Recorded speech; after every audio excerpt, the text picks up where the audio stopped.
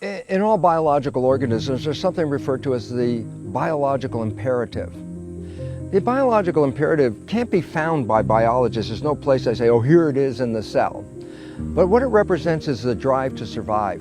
When we start to feel that our life is threatened, it's not a conscious at first, it's a gut feeling, it's visceral. Something in my gut says something's not right.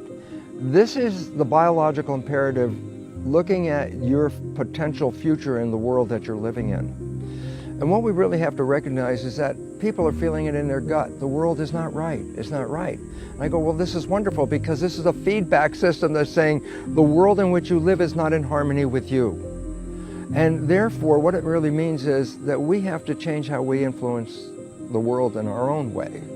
And it says that if we start to change and send out love instead of just receiving fear, that the love we send out has two aspects. Yes, there's an external consequence of love. It influences everyone and everything around me. There's a profoundly different chemistry if I have a thought of love coming into my body, which you can feel. When you're in love, you can feel it. Yes, your cells are bathing in chemistry of love.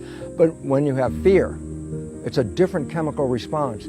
It gets you girded up for response, protection, walling you off from the outside. I don't want that thing to come in and take care of, my inside. And I say, well, what's the relevance? And the answer is very simple. The chemistry released by the brain in fear shuts down the growth mechanism of the body, shuts down the maintenance of the body to conserve energy. And the biggest thing is there's only one consequence, and that is disease and illness.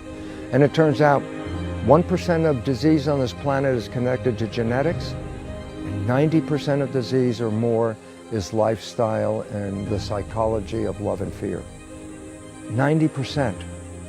And it says, be in love, and your body will be maintained, and your immune system will be at peak performance. Be in fear, and the game is over.